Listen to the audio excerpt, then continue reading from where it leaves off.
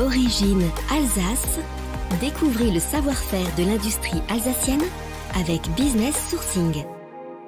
On se retrouve pour un nouveau numéro de notre podcast Origine Alsace avec la CCI Alsace Eurométropole et la collectivité européenne d'Alsace. Notre invité aujourd'hui, François Pfister, président du groupe Pfister, qui porte son nom. Bonjour François. Bonjour Martin. Alors le groupe Pfister, c'est plusieurs activités. Est-ce que vous pouvez nous les présenter pour commencer ? Oui, alors rapidement, le groupe Pfister, on a plusieurs activités. On fait de la sous-traitance industrielle. On a aujourd'hui 4 sites de production. Situés, un est à Sarreguemines, un autre à Orfelden, un troisième à Heurt et le dernier à Mutzig. Nos activités sont différentes. Le site de Heurt, on fabrique des huiles automobiles et industrielles. Sur Sarreguemines et sur Orfelden, on a des activités d'usinage, de découpe laser et de mécano-soudure. Et sur le site de Mutzig, on travaille exclusivement pour Safran Landing System. Et donc, on travaille sur des pièces embarquées pour la plupart des avions civils et militaires Airbus. Alors, je voudrais qu'on revienne d'abord sur les activités d'usinage et de mécano-soudure. Concrètement, qu'est-ce que vous faites ? Qu'est-ce que vous proposez ? Alors, sur la partie usinage et mécano-soudure, ce sont deux métiers qui sont très très liés. C'est-à-dire qu'à partir de plans qui nous sont fournis par nos clients, ce sont des pièces qui peuvent rentrer dans les lignes de production de nos clients, qui sont la plupart des grands donneurs d'ordre de la région. Lesquels, par exemple ? Usocom, Safran, Trumpf, etc., etc., Thyssen, donc les grands donneurs d'ordre de la région.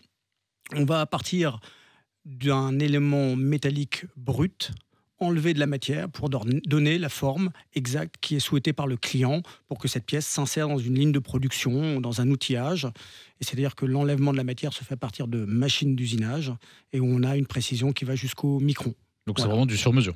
C'est du sur-mesure. On fait ça à façon, selon les demandes de nos clients. Donc vous êtes équipé évidemment, j'imagine, de robots, de machines qui sont adaptés à ces contraintes-là ? Alors tout à fait, on a une quarantaine de machines d'usinage, dont certaines effectivement sont robotisées, puisqu'on va faire à la demande de nos clients soit des pièces unitaires, lorsque notre client n'a besoin que d'une ou de quelques pièces, de 1 à 10 pièces, on appelle ça de l'unitaire. Et pour d'autres clients, ils ont des besoins en fait de série. Et donc là, effectivement, ce sont nos machines qui sont robotisées. On a des bras polyarticulés qui vont venir charger, décharger les machines. Et là, on sait travailler jusqu'à 50, 60 000 pièces. C'est des volumes très importants. Oui, on fait des volumes importants. Dans l'usinage et dans la mécanique générale, on fait partie des entreprises d'une certaine taille, puisque à l'échelle du groupe, on n'est pas tout à fait une centaine de personnes pour un peu moins de 15 millions d'euros de chiffre d'affaires. Alors, vous avez une autre partie de votre activité, vous le disiez, c'est le travail que vous effectuez avec Safran. Oui. Donc là, vous avez clairement un site qui est entièrement dédié à cette activité ? On a un site entièrement dédié à Safran, pour Safran, qui est situé à Mutzig. On a une dizaine d'opératrices. Et pour Safran, nous allons travailler sur des pièces embarquées. Donc, c'est-à-dire que ce sont des avions, c'est des pièces qui sont en vol et sur la partie atterrissage. On va fabriquer et on va ajuster des pièces que Safran nous donne pour la plupart des avions civils et militaires Airbus. Et donc, on va travailler sur les roues et les couronnes de freinage, et également sur des petits blocs hydrauliques qui rentrent dans les systèmes d'ouverture de trappe des trains d'atterrissage. Et puis donc, pour terminer, vous produisez aussi des lubrifiants pour automobiles. Tout à fait. Notre site est basé à Heurt. On est la seule, ou la dernière plutôt, usine de fabrication. On insiste sur la notion de fabrication. On n'est pas conditionneur, on n'est pas revendeur. On fabrique nos propres huiles automobiles et industrielles. Donc, c'est des lubrifiants que vous allez retrouver dans la plupart des matériels roulants. Voitures de tourisme, voitures donc légères, véhicules poids lourds, tout ce qui est engin de TP, BTP, tout ce qui est également agriculture. Est-ce que avec le développement des voitures électriques et hybrides, à un moment, cette activité lubrifiant, on peut imaginer que elle va un peu diminuer.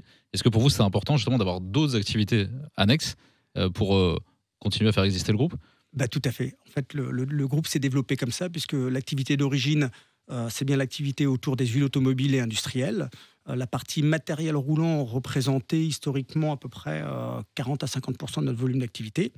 Et puis effectivement, je reprends souvent cette métaphore, mais quand l'hybride et l'électrique est arrivé, il y a une révolution technologique qui pouvait mettre en danger la pérennité de l'entreprise.